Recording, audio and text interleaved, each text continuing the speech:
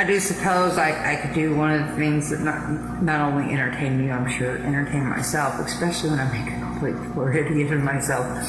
Yeah, I've got the ability to laugh at myself when I act like a dumbass.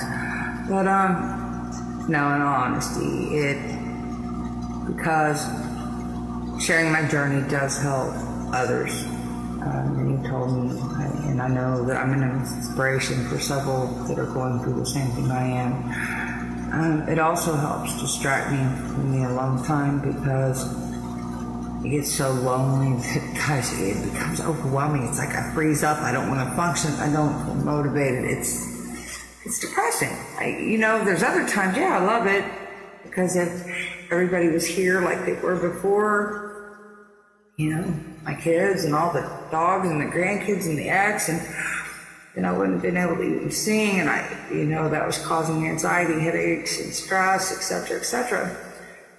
But it's just that I've got so much time on my hands that from the moment my feet hit the floor, I'm like, oh my God, it's just me, right?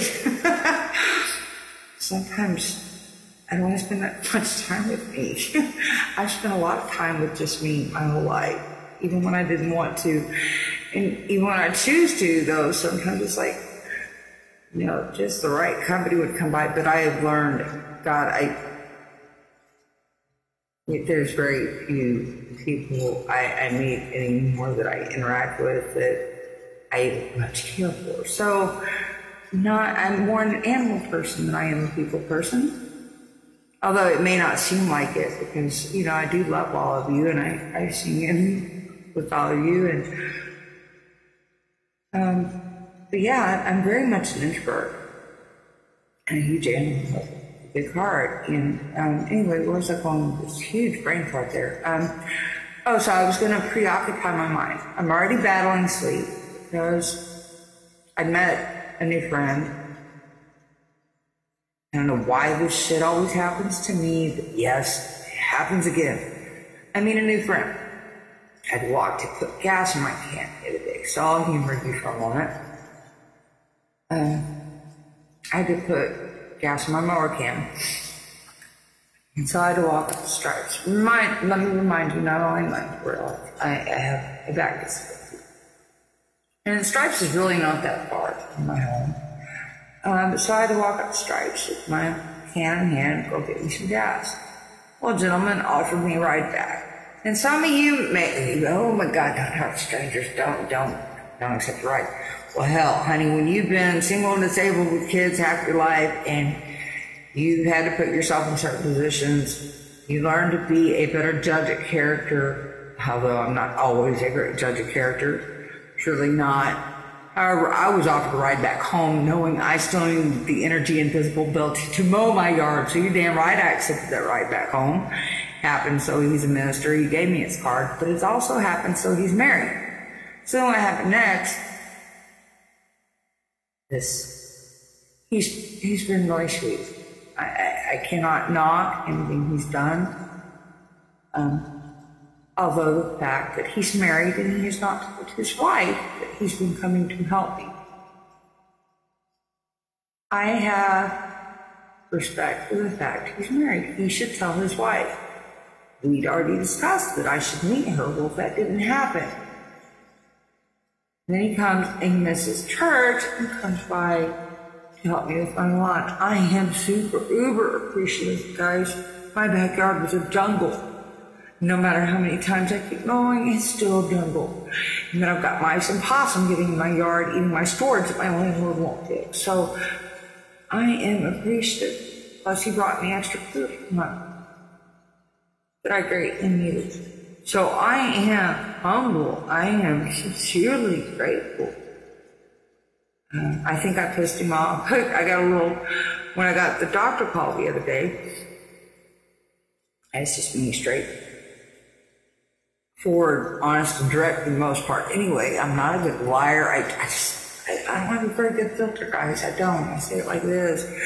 And so I got to drinking. I was pissed because the doctor's office wouldn't submit another Lyme, although the Lyme test read a lot of false negatives, and I have had and unequivocally positive, at least one, if not more. And if they can't attack the more gallons, then I know that that line is still lingering around somewhere. They're just not reading it right in the test. And that's the only way I can prove myself in order to get my treatment, the antibiotic treatment that I need to help alleviate any of it.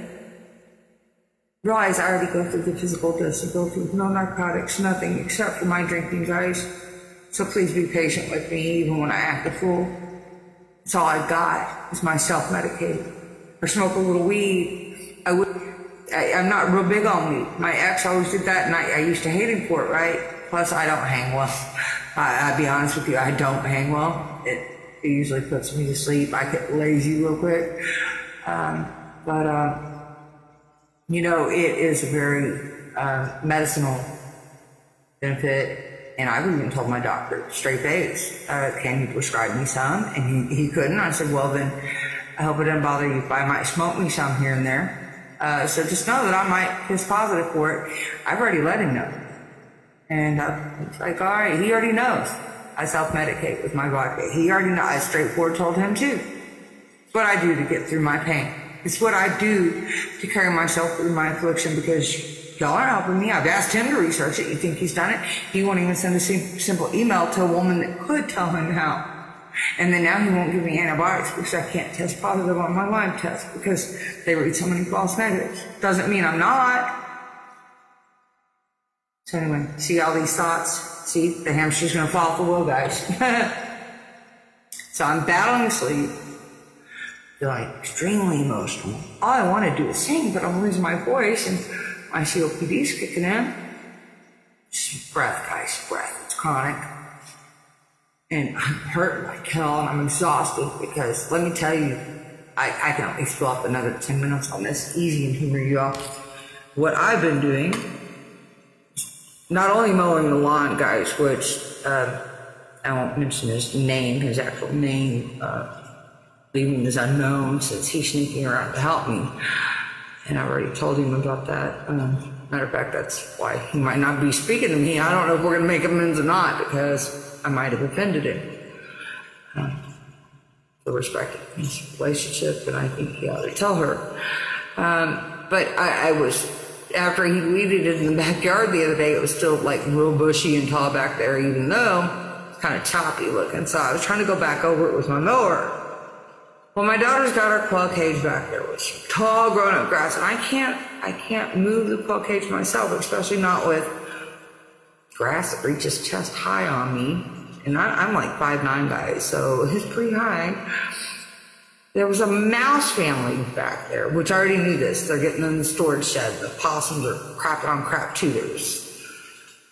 That's a whole other story in itself. But anyway, I'm trying to mow. Nobody's around to help move things out of my way. Well, as I'm pushing the mower, okay, I almost ran over a damn mouse.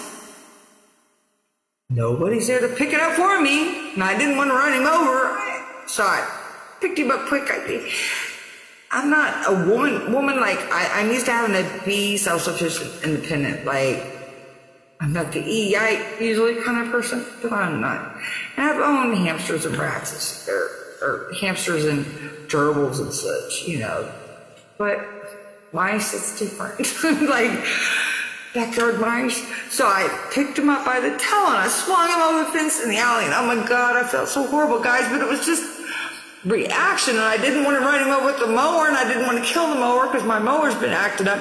And then it wasn't just one of them, it was like a whole damn family comes running out at me. Before you know it, I'm grabbing one by the tail, slinging him over the fence in the alley, and then there was a second one.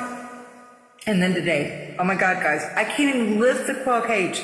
There's nobody here to help me, not with all that tall grass in it. I'm trying to sell the quail cage, but nobody's bought it. So all this grass is in it.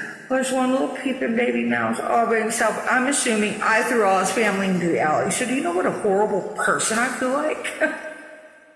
I know many of y'all are going to sit back and laugh. That's just my huge heart. That is my loving animals. I feel horrible, guys. I probably killed the whole mice family. And the feral cats, my daughter's cats, probably killed the poor turnip. He doesn't even eat them. So anyway, to be continued. Much love. Snuggle bug.